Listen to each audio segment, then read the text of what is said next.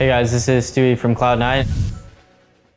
Okay, it's another episode of Talk to Thorin, and with me I've got Valde from Heroic.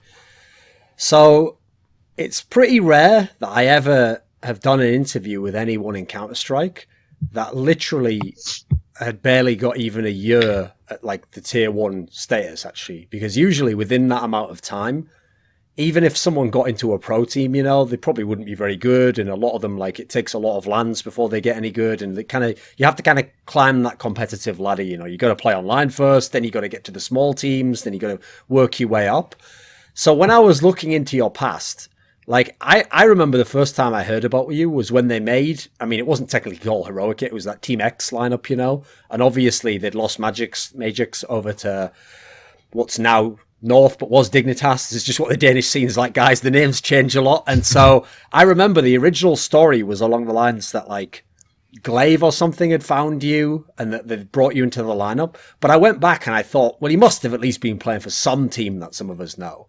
And the oldest team I could find was this lineup where actually no one knows this lineup. It was a lineup called like Prize or Prees, and the only person in this lineup who vaguely is known is the player Felix, who a long time ago was on like Penta and Platinum Dynamics. And most people listening to this interview are probably even like, who is that? So were you really just a complete unknown at the beginning of 2016? Yeah, I mean, in terms of the higher level players, I guess I was totally unknown. Felix, who actually made top 8 at a major, if I'm not mistaken, like DreamHack Winter 2014. Yeah, I played with him on like a Russian mixed team, like totally random. Didn't really work out in the end, but yeah, that's that. But I guess the story is that I know Glaive, or I knew Glaive from like real life. So yeah, I met him at 18 birthday party. Because we have a mutual friend from my high school. So this was a few years ago, right? Yeah, this is a few years ago, like 2015, I guess. Okay. So yeah, but yeah, basically I never played on a remotely top team before I played for Heroic or Team X or Copenhagen Wolves before that. Okay, so the in was through Glaive. Now, it's funny that he was able to find you in this respect, because obviously that's exactly the period when, as far as the Counter-Strike world was concerned, Glaive was in like the wilderness, you know. We had no idea where he was. He just disappeared. It's like some movie ending where you don't actually see them die. So you know they must be out there somewhere, but they won't appear until like they come back in the story, you know? Yeah. So was this back when he was just lost to the world? And like, how did it, what was he, you just a friend of his, so he started playing with you? How did you kind of get in through him? It's, I remember we had this mutual friend, and actually Glaive didn't even know that I was playing Counter-Strike at the time. So I think Glaive was playing with Holst and Barry and those guys in a team called C-Play, and this is like a really long time ago. But yeah, then what ended up happening was that he added me on Faceit or Steam, and then we just played some casual Faceit games together. And yeah, when they kicked out Hunden and Percy in the Copenhagen Wolves lineup, him and Snappi, Glaive and Snappi, had like a talk of who they should try out. And yeah, since there wasn't really any really obvious choices, they decided to go with I guess they kind of like picked a player each. So they picked Mertz, who's on North Academy now. And then Glaive insisted on trying me out because he like saw some potential, I guess. And yeah, that's kind of where it all started. Okay, so that's the bizarre part, is that I could maybe understand, right, if you were some really crazy far-off scene, like, I don't know, Brazil or something, and someone discovered you, or you were in a scene that doesn't have as much talent. For example, if someone came up in the Polish scene, I think they'd probably maybe get a chance quite soon, you know, because a lot of those players haven't done that much. But famously, Danish CS for the last few years has been one of the deepest scenes. I mean, as you're saying now, like, all these names you're mentioning, a lot of them still around. Like, even before, you know, Astralis became #1, there was already like a lot of the semi-pro teams were Danish, and obviously you had Copenhagen Games where you have a bit of land circuit. So had you really never tried any kind of competitive play? No one ever given you a shot? Why were you just sat out there waiting to be discovered somehow? I guess part of the backstory is when I finished my college, I didn't really play CSGO a lot. And then after that, I went to the military for half a year. So I literally had 6 months straight where I didn't touch Counter-Strike at all. So yeah, that didn't help, I guess. But no, I didn't really have any competitive experience. I only went to a few minor Danish lands, won a few of those, but it's like they didn't have any teams worth mentioning. But yeah, so it was really just a shot in the dark, I guess, and yeah, it kind of worked out.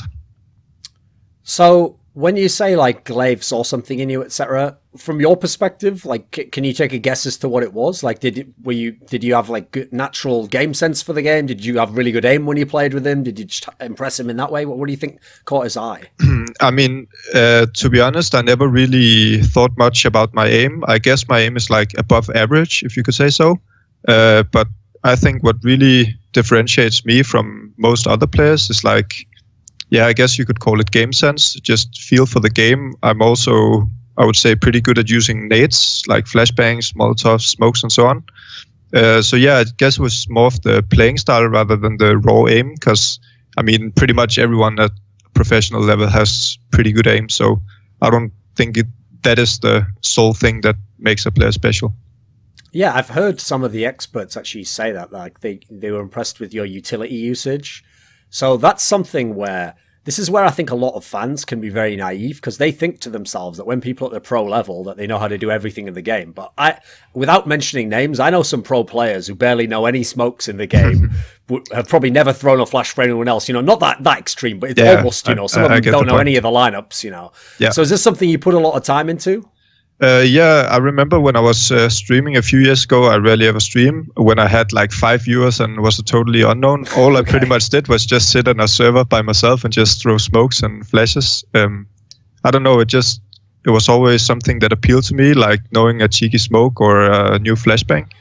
And I remember when we were playing at, I think it was Katowice, we played against, who was it? We played a game on Cobble. I can't really remember against who. But I did this one-way smoke on B-Long that Sponge did a YouTube video about.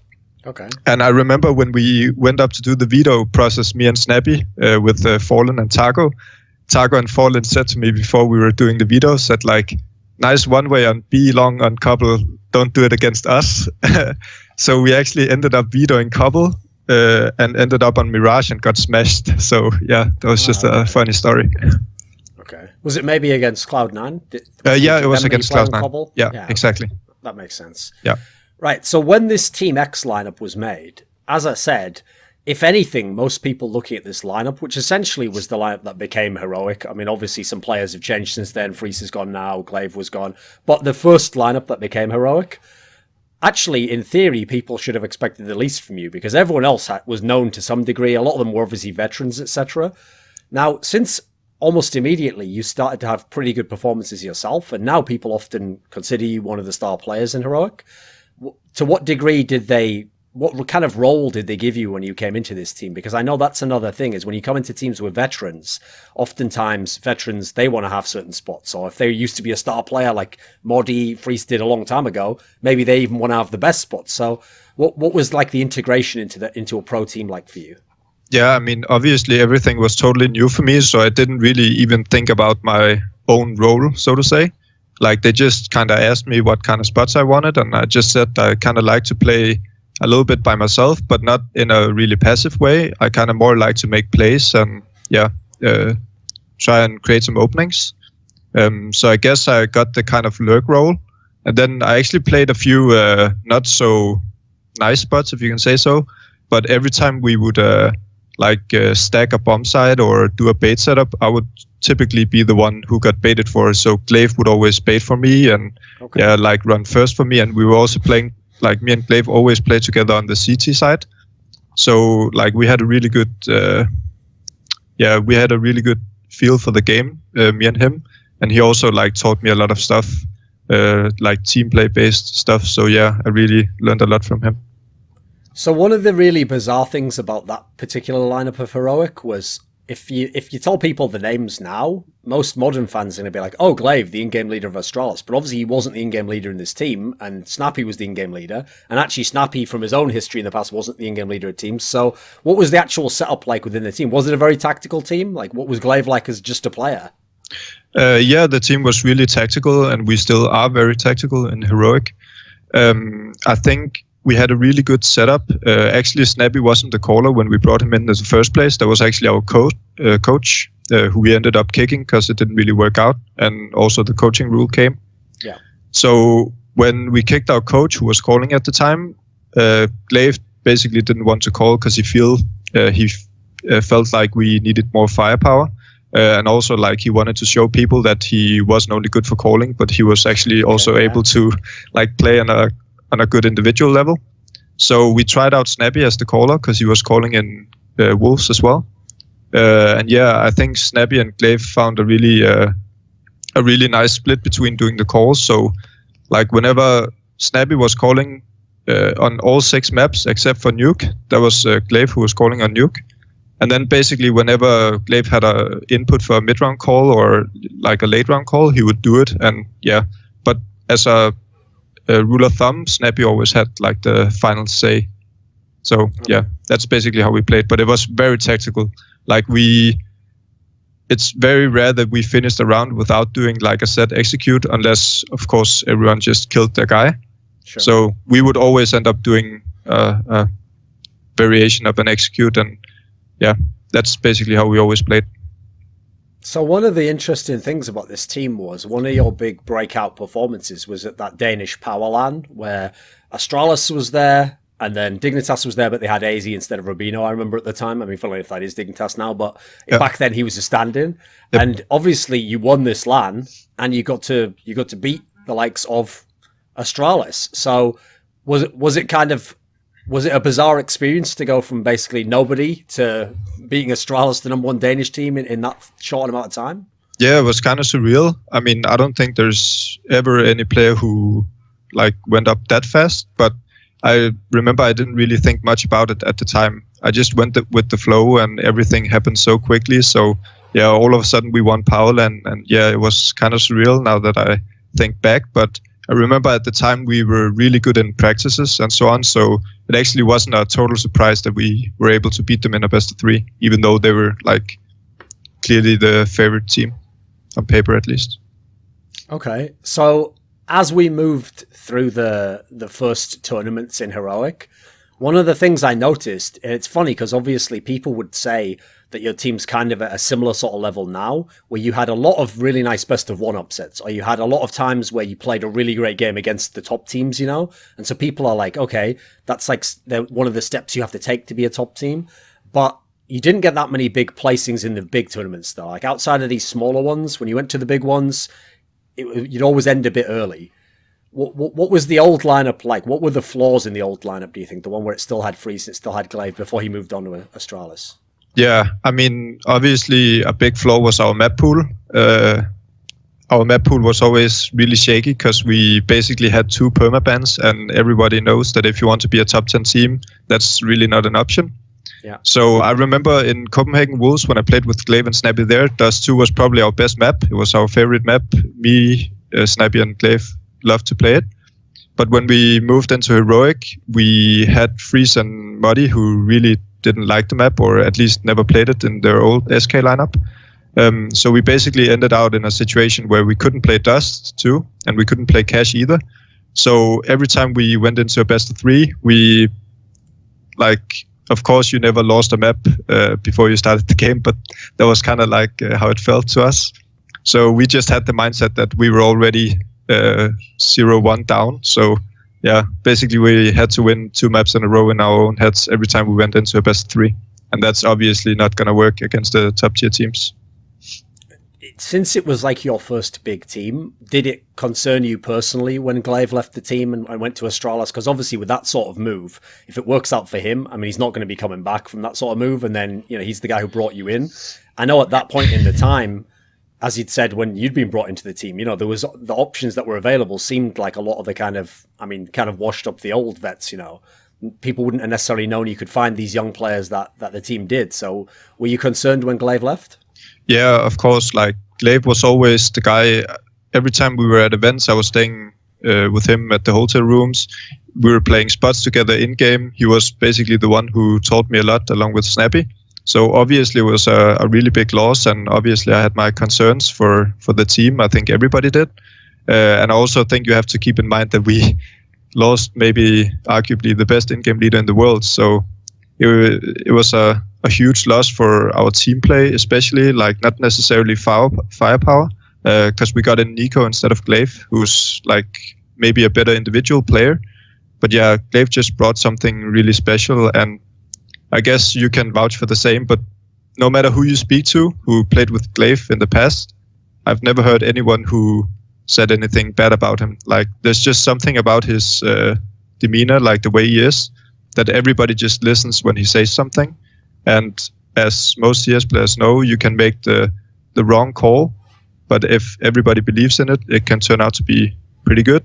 And if you make the perfect call, but people don't really trust it, then it can be a really shitty call, you know? So, yeah, definitely had a lot of concern, but yeah, in the end, we managed to move on, and yeah, Glaive is obviously in a better place now as well.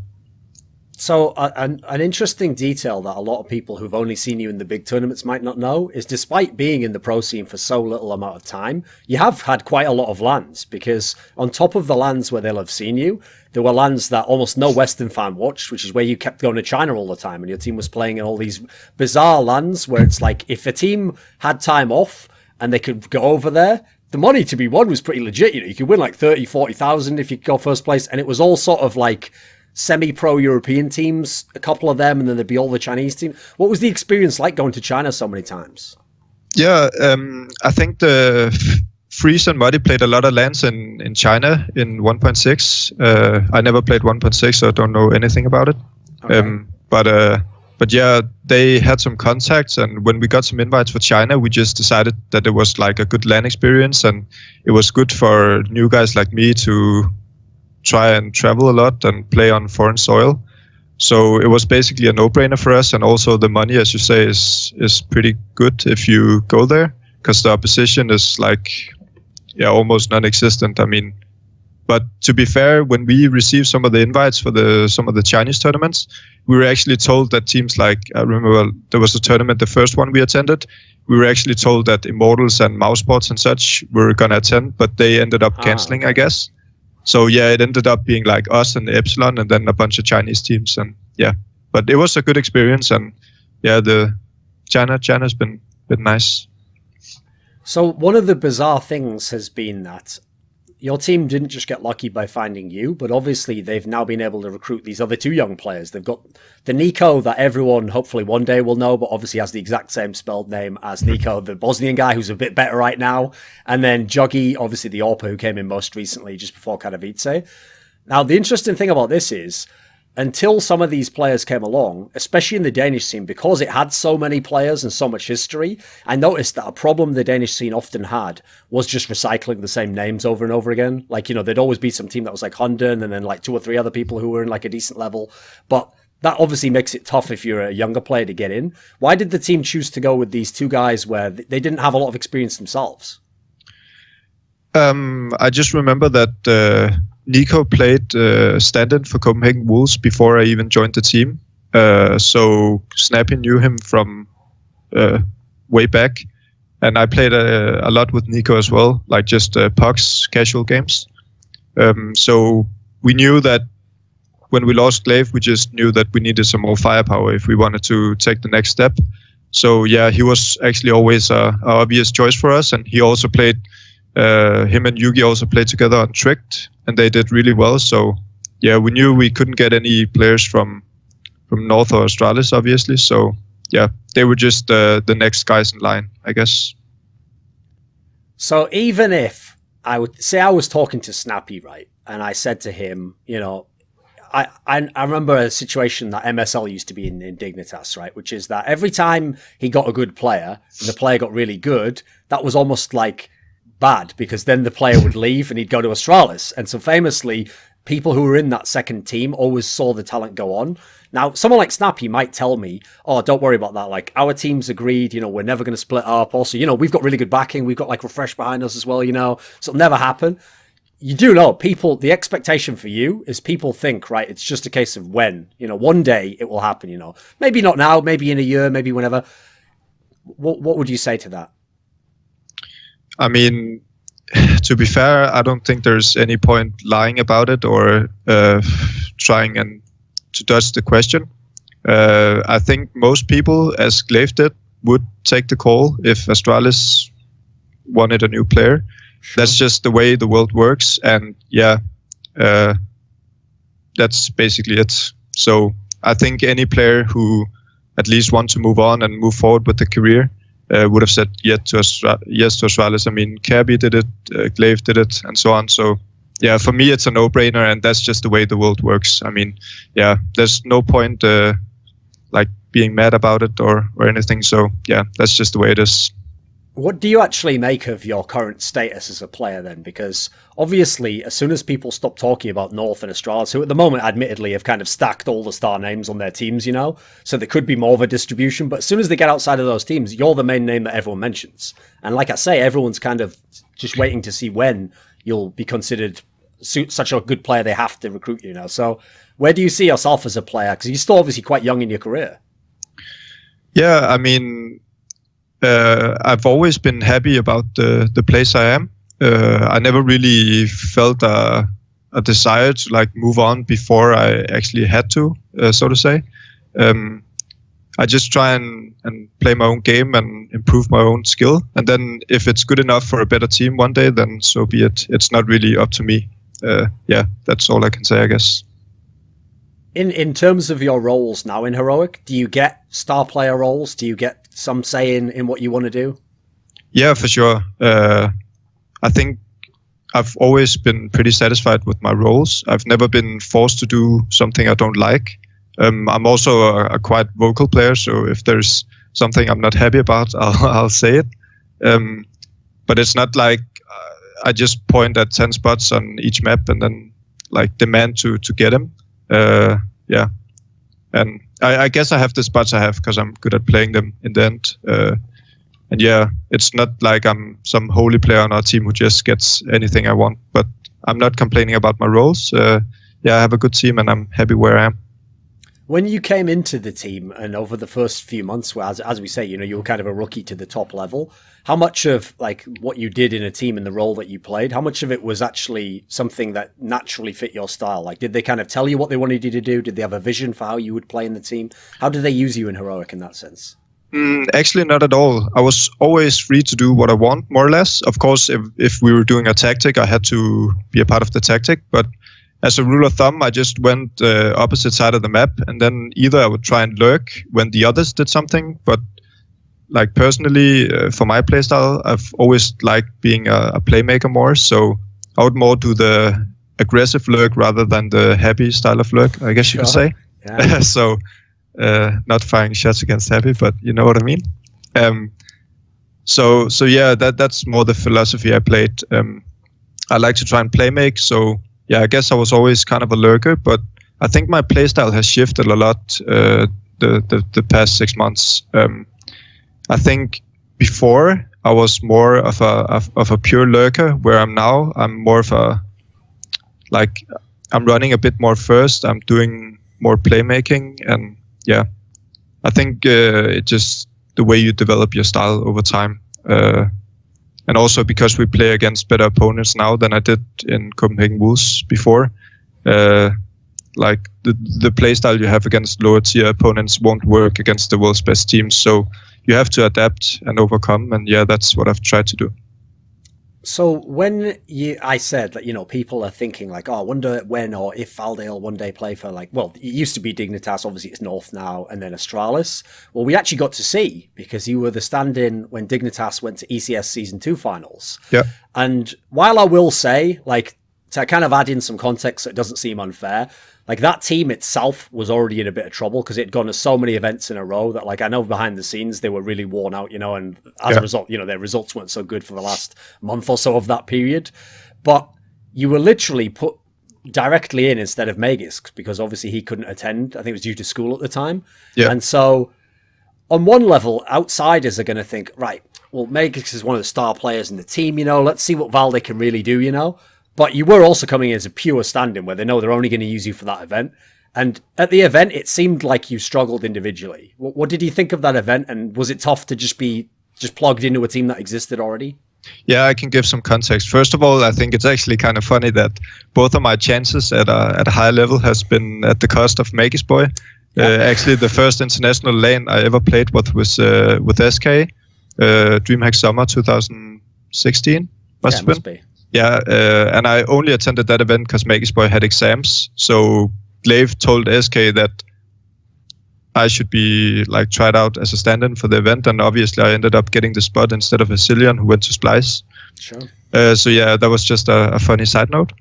But yeah, regarding the event, to give some context as well, before I attended the event, we attended, us Heroic, we attended Northern Arena in Montreal, I think it was. Yes.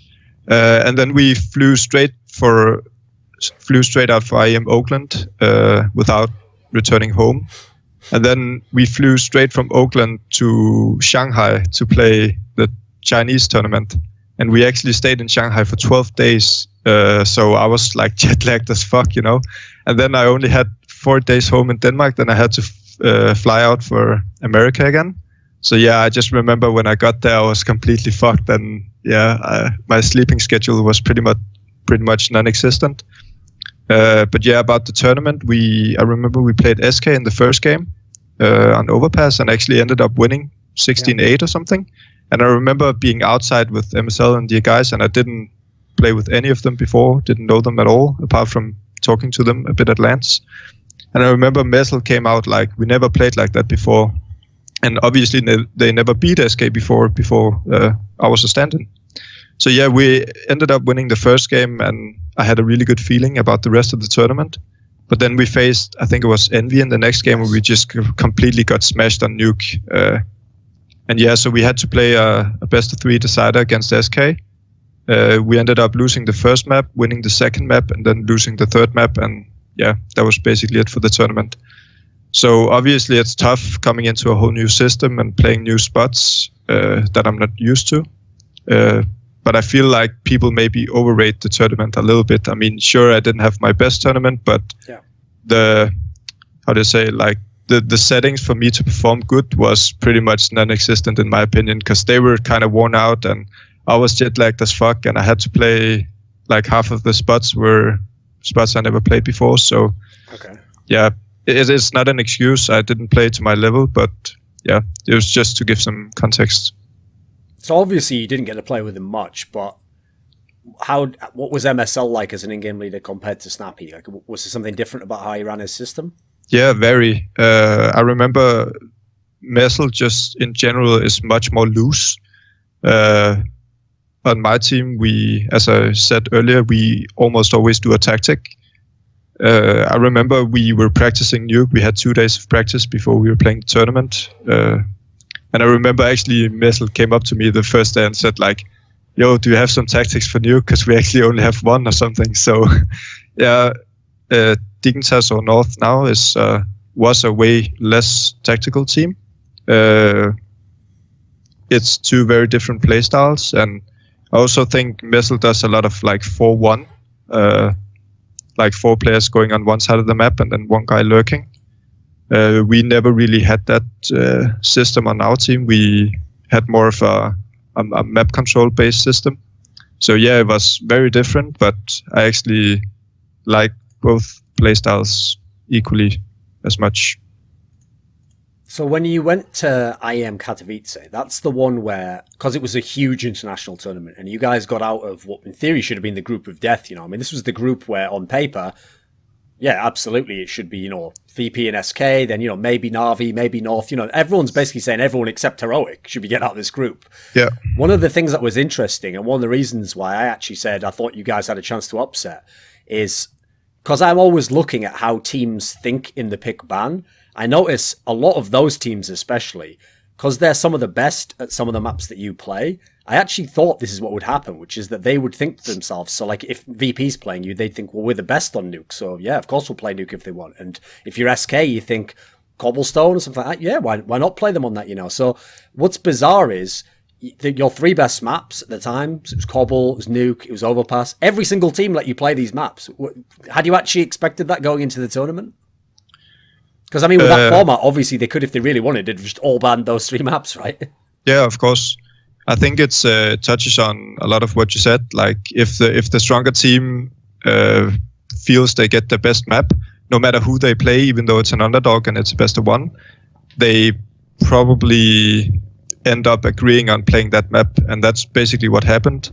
I think Navi was like 12-1 or something on Overpass on LAN or something, and VP were obviously pretty much unbeaten on Nuke at the time. Yeah.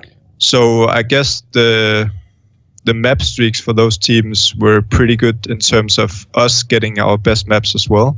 But yeah, obviously we had a really tough group, and yeah, it ended up being one best of one that decided between ending last in the group and actually finishing first and going straight to the semifinals. So yeah, I guess we were a bit lucky with the veto, if you can say so. But I mean, also I think you have to credit us in the end, because I mean, we did manage to beat the world's best teams on the best maps. So yeah. Was it intimidating facing Virtus.pro and Nuke? Since, like, as we said there, like, you know, I think they'd won like 12 in a row or something against all the best teams as well. Yeah, we were 1-2 down after our initial 3 games, I remember. So we actually had a team talk before we played the final 2 games, where we basically said to each other, like, listen, guys, we have nothing to lose. We already beat North here. That was pretty decent result for us since we only had a few days of practice with Yugi. So when we played Virtus.pro on Nuke, actually half of our tactics are called Virtus.pro something on Nuke, because we basically stole half of their stuff, you know. So yeah, we basically said to each other, like, we should have no fear, because we knew, like, if we play with respect, we're gonna get smashed. That's just the way it is when you play VP, and every single time we played VP, no matter if it was online or LAN, we always got wrecked. So yeah, we basically just said to each other, like, guys, we have to have no fear. We have to do the kind of no respect style. And I remember we took a timeout at 15-14 or 14-14 something, and then we just said to each other on TeamSpeak, like, let's just fucking rush inside and get it over with, you know. So we just tried to, like, play no respect, and obviously it was enough to clinch the game. So when I did my interview with Snappi and I asked him about this exact topic, you know, like, oh, this team's gotten so good on these 3 maps, you know, and it's working out so well. Like, the thing about Danish in-game leaders I've noticed is they're all super stubborn and they all think they know best. So rather than just be like, oh, well, that's a great compliment, you know, really good on this maps. Instead, he just decided he'd, like, tell me about how actually I underrate your team and that I should really start respecting you guys on Train. Now, I saw a couple of tournaments recently where you guys played Train. So what are your actual thoughts on Heroic's Train at the moment? Is it this really good map I just don't know about? I think it all stemmed from back in the days when we played with Glaive. Train was actually a pretty good map for us. I mean, we beat Astralis at Star Ladder on Train. And yeah, we had a bunch of decent results, or like above average results on Train. So we always felt that Train wasn't, maybe it wasn't our best map, but it was maybe top 3 kind of. But yeah, obviously our Train has gone completely to shit, and yeah, it's something we're trying to work on. But yeah, Train is not a good map for us at the moment. I guess that's no secret. So at Katowice, because of the format, which is still a little bit weird, which is that thing where if you win the group, you just go straight to the semi-finals, you know? Yeah. You had to play, unfortunately, against Astralis, who at the time, I mean, at the time, the only people beating them were people who were like tier 1, you know, absolute top level. Was it actually a competitive series, do you think? Do you feel like you were in the series? What was it like to play like Prime Astralis? Yeah, the thing is, like, our Katowice tournament, obviously on paper, a top 4 at Katowice for our team is a really good result. But I think if you look at the stat sheets, I don't think a single player from our team finished with a rating above 1. So actually, in hindsight, I'm like fucking amazed on how we even made it to top 4, because if you ask anyone from our team, they will all say that none of us performed. Like, not a single of us felt we had a good tournament when we had the team talk after. So yeah, I'm still a little bit confused about that. Can I get the question again? I forgot it. Was it a competitive series? Yeah. So I remember we went into the semi-final. I actually felt like we got a pretty decent map pool for the series. But since none of us, like, I knew before the game that at least like 2 of us had to kind of go off if we wanted to win. And since that didn't happen, I guess it was wasn't really competitive in that sense. Like we got a lot of rounds, but we ended up fucking up a lot of anti-ecos on Nuke especially, which really cost us the game. That's something we've been having a lot of focus on, like the anti-ecos, because almost any game you see at a top level nowadays, 2 or 3 anti-ecos is lost every single game. So yeah, we kind of got wrecked by the pistols, and obviously Astralis was just simply the better team at the time. And if none of us, if none of us hit the day, then it was pretty much GG from the beginning. So yeah, Astralis was simply the better team, but we felt fine. I mean, we lost to the champions after all, so I guess that wasn't too bad. So Snappi himself didn't really become like a full-on in-game leader until not that long ago himself, like a year and a half or something. So has he changed during the time you've been in Heroic as an in-game leader? Is he still the same as he was when you first joined his team? Yeah, obviously he's never been an in-game leader before Copenhagen Wolves, so you obviously change over time. I guess being an in-game leader is a long learning process. I mean, some in-game leaders don't have success before they maybe have done it for like 2 or 3 years, so obviously he's learned a lot during the past year.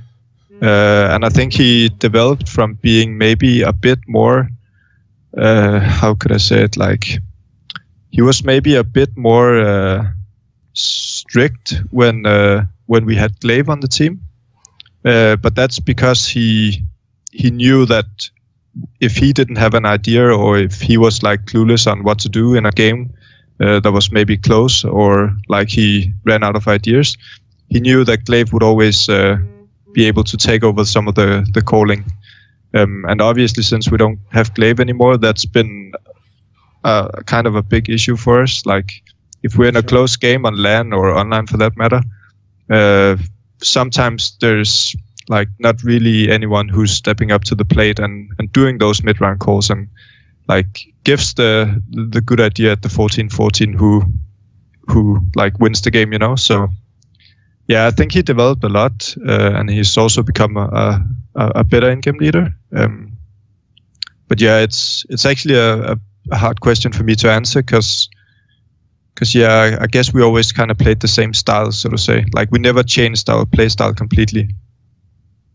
So, as I said, the expectation for you, because you're so young in your career and you've done so well so early, and you're on a team which is kind of on the way up, people think, right, one day Valde's going to be like a global star player, like people will have him in their top 10 list, all this sort of stuff. What do you think, what's left for you to improve upon till you could be at that level? Something I've been trying to work upon over the past 3 or 4 months is actually I remember just from looking at stats and previous games and demos and so on, I actually used to die a lot less than I do now. And that's something I try and focus on myself, because like, sure, I might get a lot of kills, but I also die a lot, and that doesn't, like, it hurts the team a lot, because I died maybe 4 times in a row and we lost like 1 more weapon each round, then we might not be able to buy that 1 round that end up maybe costing the game. So I'm trying to find a playstyle where I can balance out the aggressiveness with the maybe passiveness. And yeah, right now I feel like I lack a little bit of discipline. I think if you look at all the top players, they all really disciplined players. So yeah, but it's a tough thing to improve on. I don't think it's like, for me, it's not about aim or anything like that. For me, it's all about decision making. Like, decision making is for me what defines a really good player. And yeah, if your decision making is good, then you can play good games against any top tier team. So even though people knew that the Danish scene has Astralis and then North and then now Heroic, we've obviously seen at some recent lands that there's teams even beyond that, because like obviously Tricked were able to upset G2, and then we had Singularity winning Copenhagen games over a bunch of sponsored teams actually, and even like some teams that came from different countries.